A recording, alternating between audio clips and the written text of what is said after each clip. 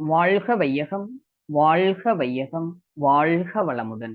வேதாத்ரி மகரிஷி அவர்களின் நாள் ஒரு நற்சிந்தனை. நாள் ஏப்ரல் 11. தலைப்பு வாழ்க்கை துறைகள். வாழ்க்கை துறைகள். முதலாவதாக சுகாதாரம்.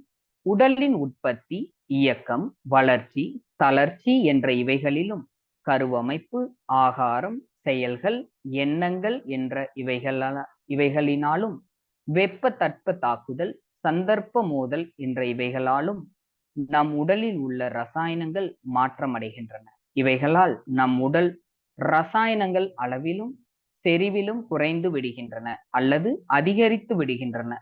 அவைகளால் இரத்த ஓட்டச் சுழலின் தன்மையும் அதனால் ஏற்படும் உடல் இயக்க அறிவியக்க நிலைகளும் மாற்றமடைந்து விடுகின்றன. இத்தகைய மாற்றங்களை செயற்கை முறைகளினால் தகுந்தபடி சமநிலைக்கு கொண்டு வரும் முயற்சியே மருத்துவம் ஆகும். அளவுக்கு மிஞ்சி ஏற்பட்டிருக்கும் ரசாயன அதிகரிப்பையும் இரத்த ஓட்டத்தையும் அழுத்தத்தையும், அளவுக்கு குறைந்து போன ரசாயன குறைவையும் இரத்த ஓட்ட தளர்ச்சியையும் மருந்து, உணவு, பட்டினி, நீராடல், ஓய்வு, உடற்பயிற்சி முதலியவற்றால் சமநிலைக்கு கொண்டு வரும் பயிற்சியே சுகாதார முறை எனப்படும். அடுத்ததாக பொருளாதாரம்.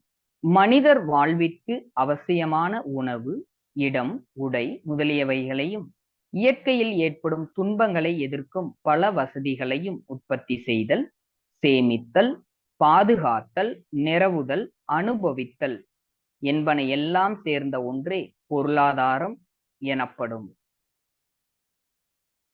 அரசியல்.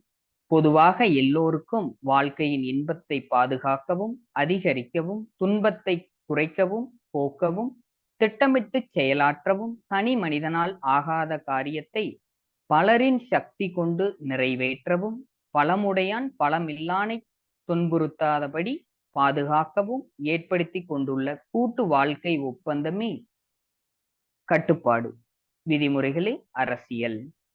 விஞ்ஞானம். அடுத்ததாக விண் என்றால் அணு, ஞானம் என்றால் அறிவு. விஞ்ஞானம் விண் கூட்டல் ஞானம், அணுவின் தத்துவம் அறிந்து கொண்ட அறிவின் தெளிவே விஞ்ஞானம். அணுவையும் அணுவின் தத்துவத்தையும் அறிந்தால் அணுவில் உள்ள எழுச்சி, கவர்ச்சி என்னும் சக்தியை அறியலாம். அணுக்கள் ஒன்றோடு ஒன்று பலவுடன் பல கூடுவதால் உருவங்களும் அவற்றில் காந்த சக்தியும் ஏற்படுகின்றன.